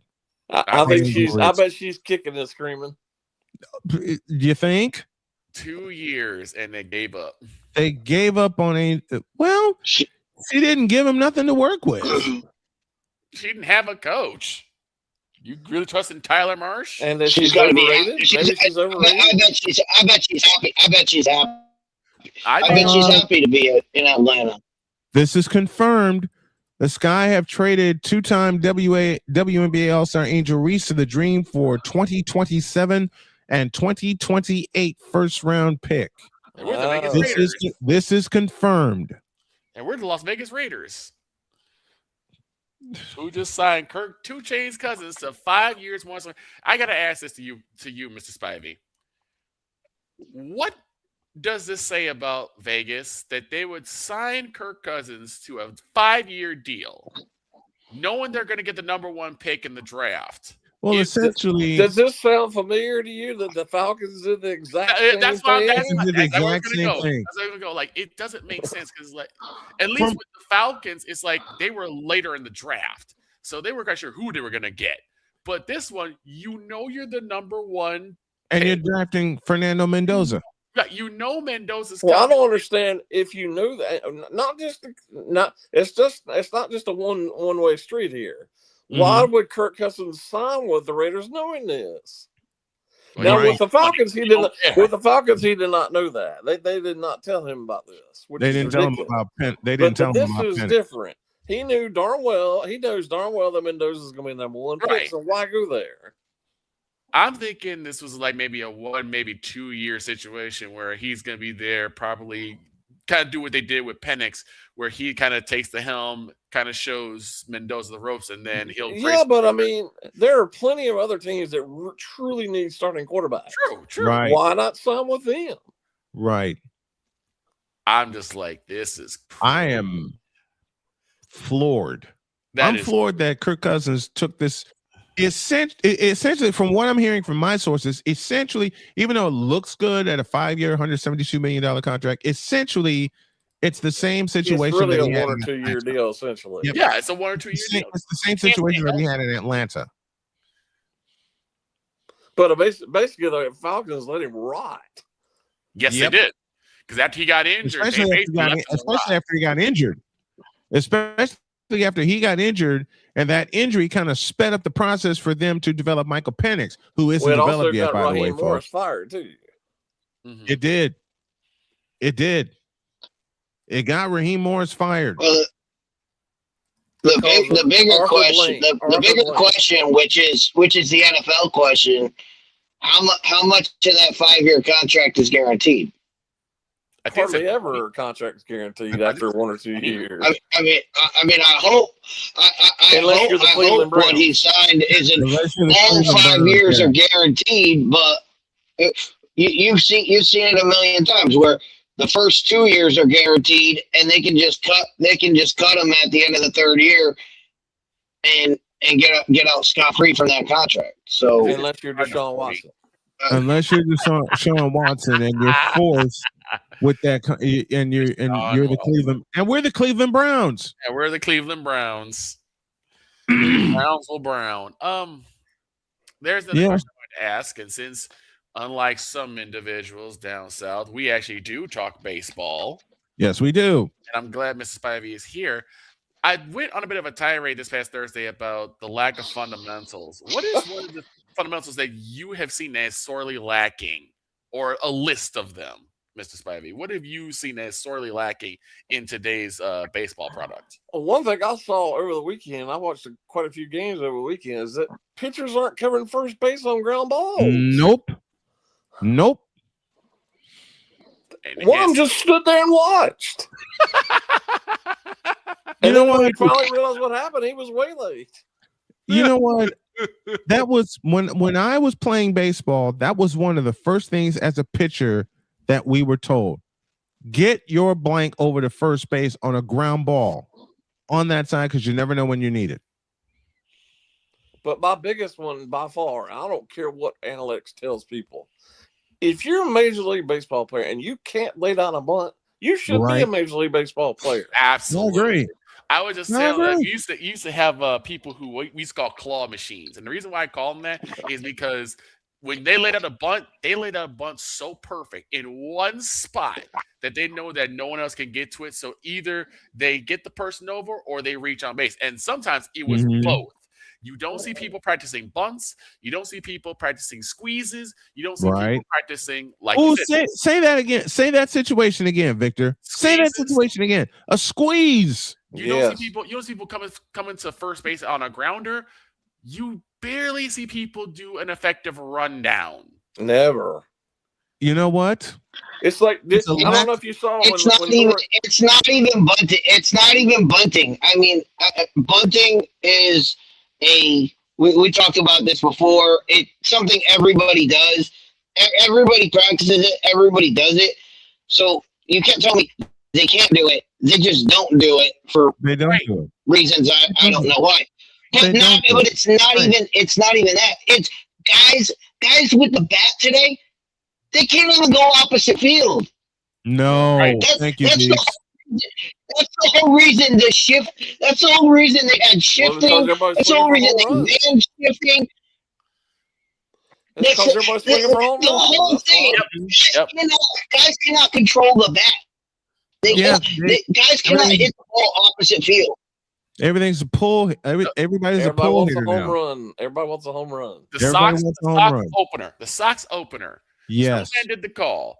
The Sox got the first run and got the last run, but it's because they were both on home runs. And I'm going to ask this: is this an analytics issue, or is it just these players? Home runs. I'm talking about the lack of fundamentals as a whole. Both. A big chunk of it is yes. A big chunk of it is analytics. When analytics was introduced in 1986, thanks to Davy Johnson, he was a genius at that time. Now, as Jay said a few weeks ago, and I know he'll say it again here, it's the overuse. And to go along with that, and this is offensively and defensively, you get hamstrung by worrying about your analytics all the time. Yep, right. You start overthinking everything. You know the position that gets that gets hamstrung the most on analytics. Say it with me, gentlemen. Pitching. Yes. Because you start getting in that 85, 90 pitch range, and they're like, well, I'm going to just go throw it all out now because they're getting ready to take me out of there. Or you get through the second time in the order, and it's time to take me out. It's time to take time, and that's why pitchers don't pitch the way they used to. They don't pitch for stamina.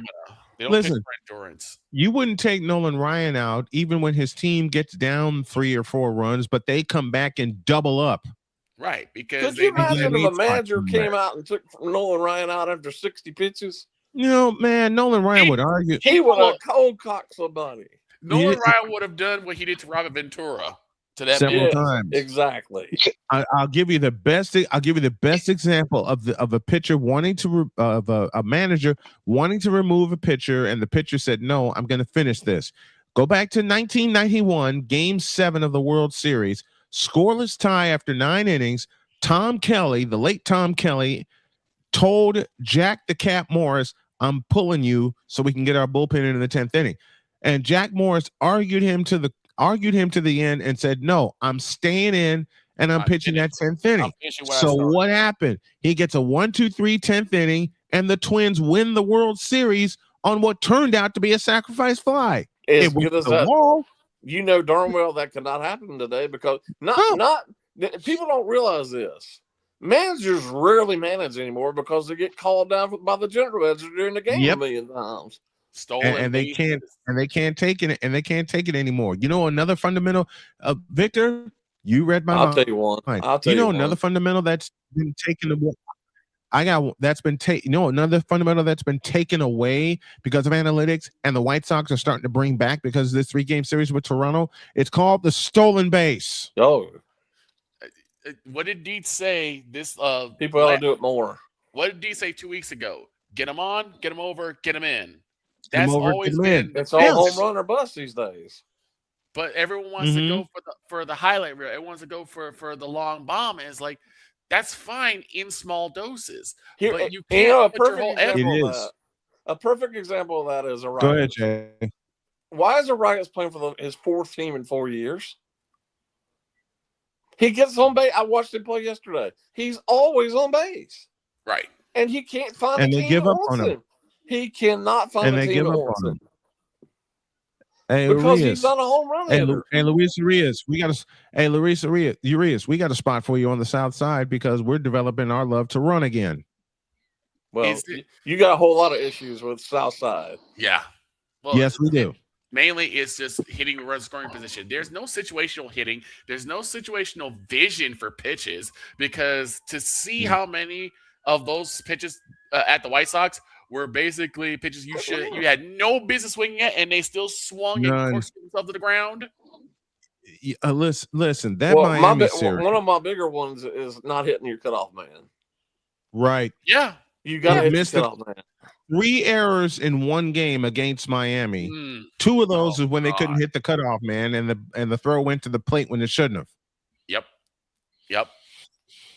2 of those 3 errors, all 3 of those errors that I saw in that game I did in Miami could have been prevented. It's just very disappointing. Well, you know why people don't hit the cut. You know why people don't hit the cutoff man anymore. They're trying to make the play And for it's the highlight. It's because of the greatest play in the history of baseball. Jeter. Where Derek Jeter, the throw missed the cutoff man by a mile, and Derek Jeter just happened to be there for reasons no one can explain. Derek Jeter just happened to be there to flip it to the catcher. He knew where he was for no reason. Yeah. He knew where he was supposed to be. How many? Derek Jeter was the shortstop. He had no reason to be there. He had to back up the backup guy. It was just instinct beyond instinct that Jeter said, "I better be there." The ball happens to get to him, and he flips it. And that's why Jeremy Giambi, the look on Jeremy Giambi's face when he got tagged, he was like, he's not supposed to be there. Yeah, but he should have slid. Yep. Yeah. Considering how Napoleon reacted, I'm guessing this is against the A's. And a great tag at the plate by Jorge Posada. But again, Giambi should have slid. Yep. He slides. He saves. That's why everybody's just trying to hose. Everybody's just trying to hose everybody instead of hit the cutoff and hit the cutoff. I mean, again, these are like we do football 101. This is baseball 101. Like this is stuff you learn in Little League. It is. Yeah, it is. How many times I played? Many times I played. I was that cutoff man. How many times you gotta hit your cutoff man? Go ahead, Victor. How many times did we see that in Ho Chunk? Oh my God, yes. Fundamentals being played to perfection. That's another thing. Sliding. Why is it that people don't know how to slide anymore? Nobody tries it. Nobody tries. That's right. Nobody tries it. Or a large part because there's nobody stealing any bases. That's also true. It's like no one wants to steal bases. And remember, steal base was a weapon. They're afraid that they're too afraid of getting thrown out and living for another day and trying again. And trust me. You know the best base stealer. It's also the rules. The rules of baseball. I mean, just look at the play at the plate rule. That's a reason people don't slide is because they've taken the play at the plate. They've basically taken it out of the game. Mm-hmm. You know, they've made that rule. They've made that rule about protecting the shortstop or second baseman in a double play. Like, no, the reason you slide is to break up the double play. Right. Like that's what you're trying to do. But they've made it so that if someone does that and somebody happens to get hurt, they're going to punish the guy who slid. So it's almost like why slide? It's almost like, hey, this is working against me here. But that's part of baseball. Like you slide in the second to break up the double play. Love Gun Merchant mentions a comment, and we talk about this in college football every week. He says, imagine a world where state-funded attendance to sports games was part of the civilian life. Love Gun, and he says this is not a new idea. Love Gun, you're absolutely right. It's called the Southeastern Conference for football. The SEC. Well, he's It's got called the a Big Ten case. Conference. He's got a case in saying that we're basically a state-run country right now. Yep. Well, because we are. Yeah, we are.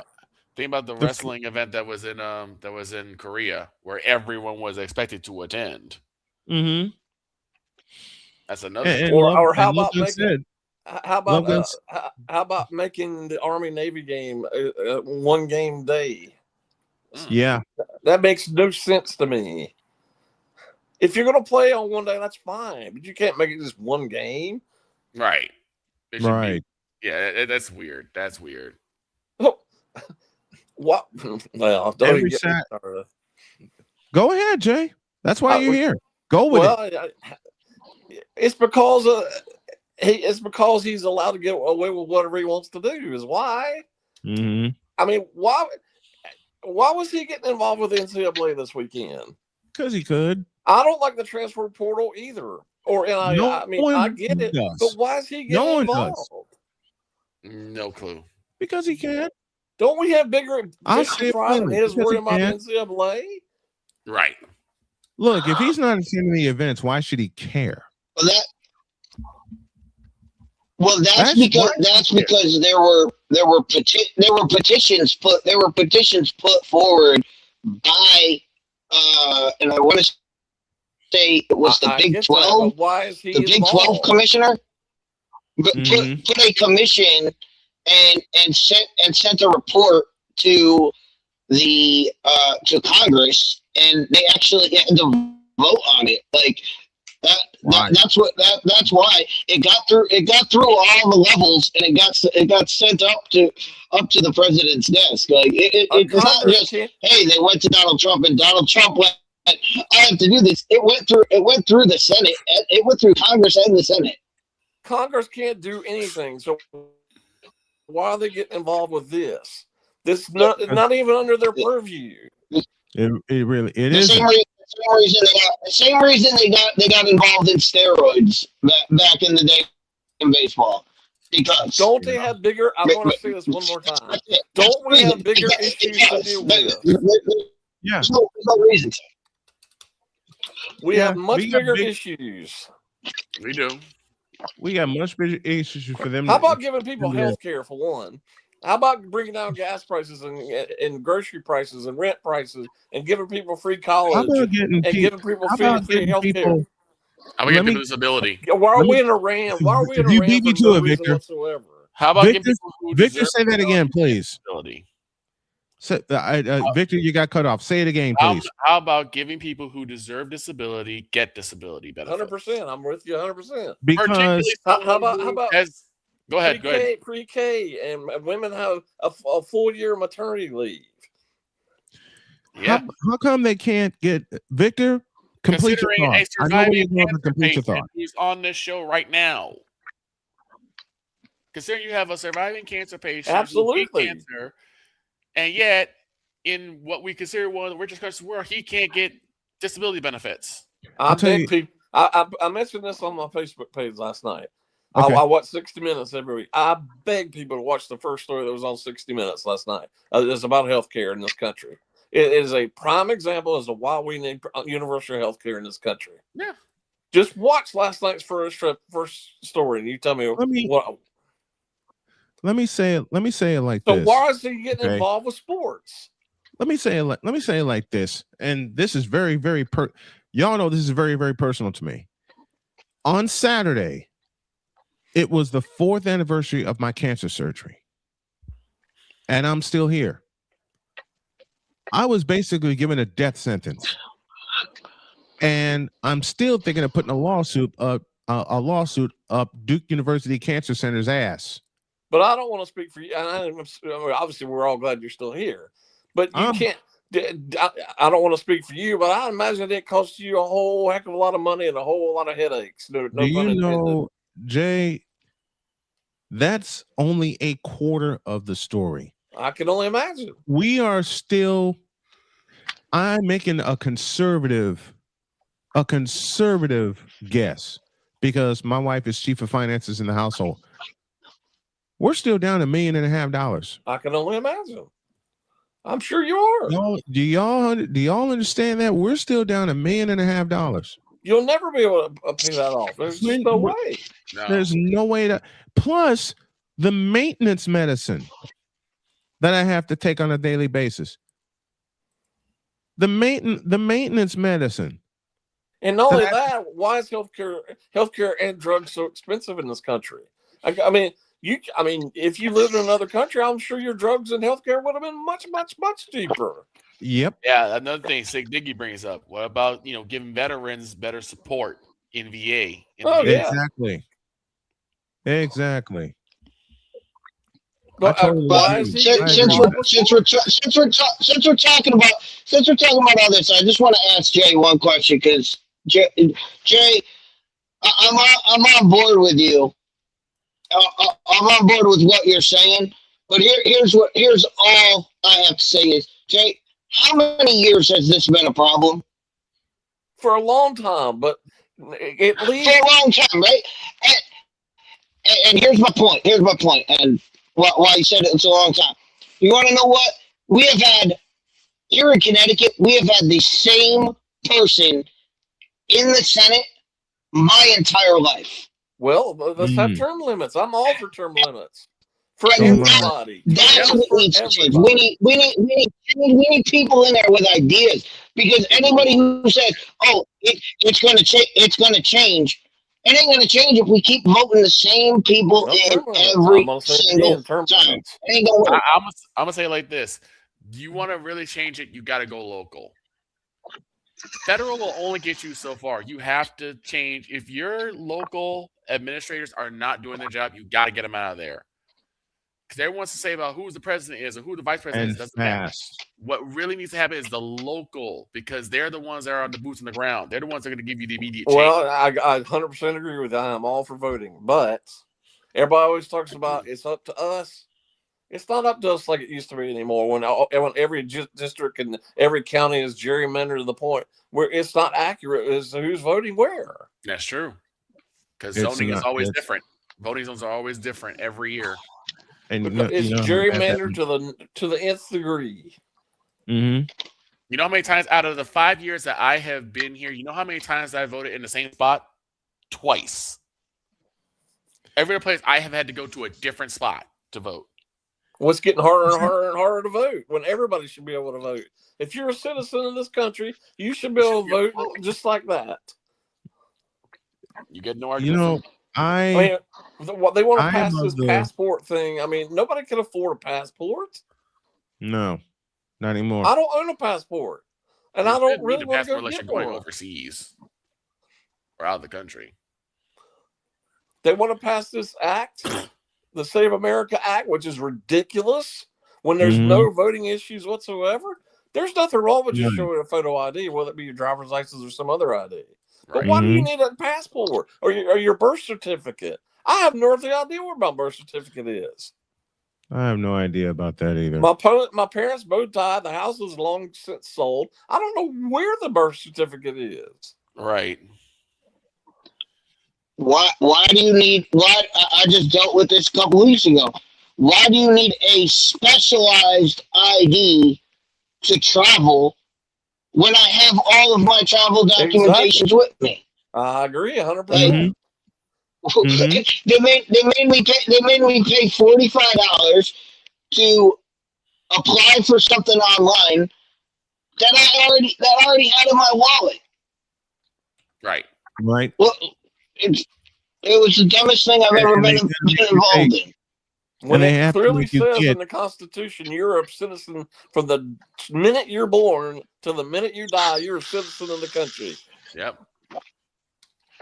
I don't feel like I gotta honestly tell you after this health experience the last 3.5 years, I don't feel like one. I totally understand. I get Here's it. Here's the backwards part about this, and I tell very, very, very few people this part of the story. We're down very, very bad when it comes to medical bills. Okay, I've never made any bones about that. You want a curveball in this situation? People have told me for years, why don't you just apply for disability? How about the fact that I did 3 separate times and got rejected 3 times? I made a phone call to a few. I made a phone call to a few lawyers. You know what they told me? They won't take my case. And don't give you a reason why. Meanwhile, billionaires don't have to pay taxes. When you hear that, it hits you right in the jaw. Think about this. Think about this. And I'm like, why do I even? Jody's asked me this several times. It's when you get rejected for jobs, for disability, and all kinds of things like that. Why do you even bother? Here's the crazy thing, Snowman. What if I told you that you probably would be more likely to get disability if you were over 650 pounds and eating fast food every day, rather than being a surviving cancer patient? I eat fast food out of stress. Victor, you've known this for the 25 years we've been friends. And I've told you to stop doing that. I know you told me to stop doing that. But my point is that you have people who make bad decisions, like, every day, and they are able to get disability, but a person who fought a dreaded disease can't. Really? A fellow who was told by Duke University Cancer Center, and I'll say it again, I'm thinking about sticking a lawsuit up their ass for telling my wife that there was no way they can work on the tumor that I had. And University of Indiana in Indianapolis went in and got this with no problem.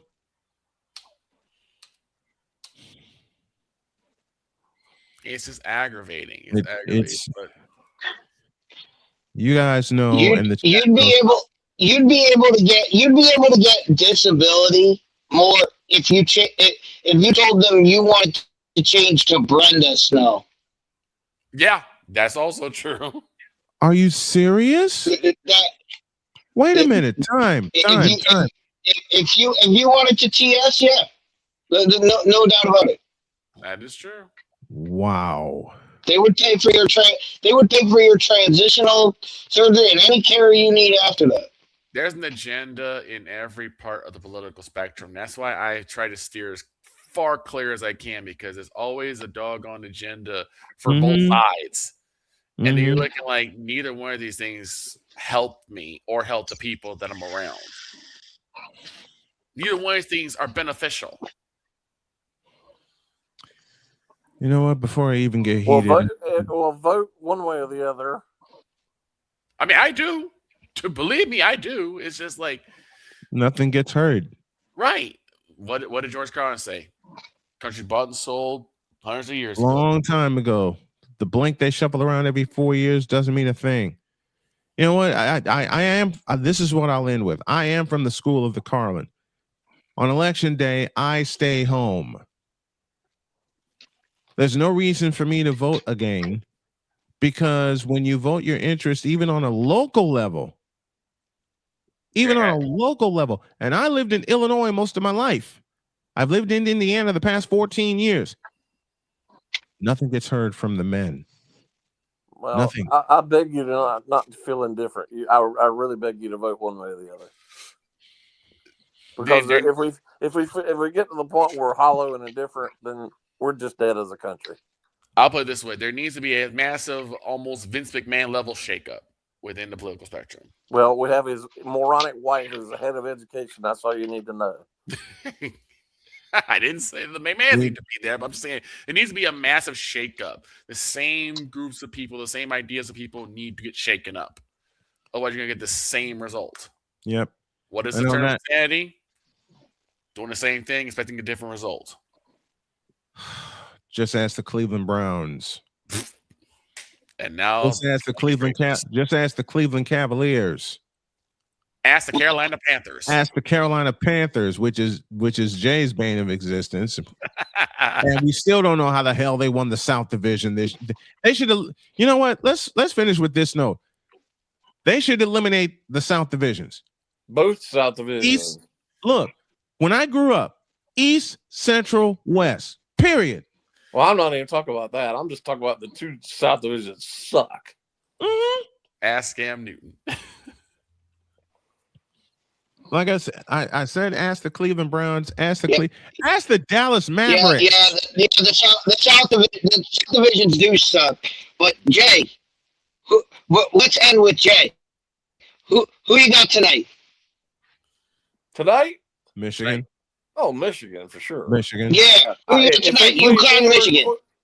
If they play anywhere close to the way they played Saturday, they're going to win. And they walked all over Arizona Saturday. They walked all over Arizona on Saturday. And I think Michigan's going to wind up winning the thing. After what I saw on Saturday night. We better get out of here. Jay Spivey joining us, as always, every single Monday. Jay, thank you very much, my friend. We love you. We'll see you next Monday. All righty. Thank you. Hey.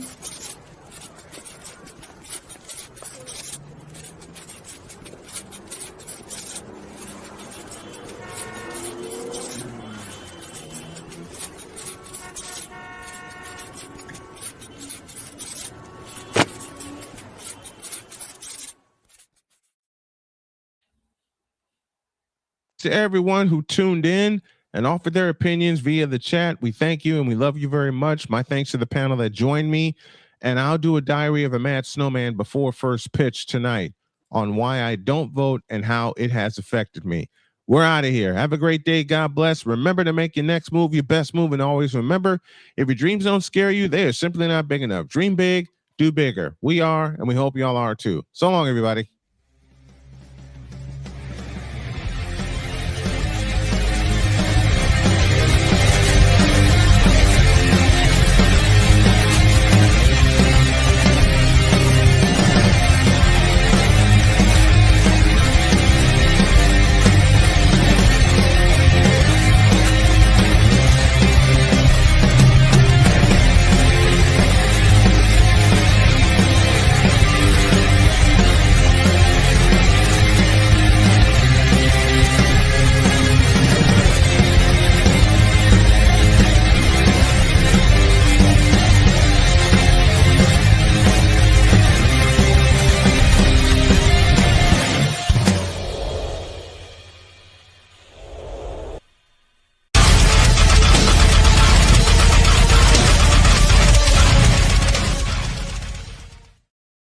Say this is a Later on, joke. you'll see Diary of a Mad Snowman, and I'll explain a couple of things about my health, and it's going to be, and I'm also going to include a call to action.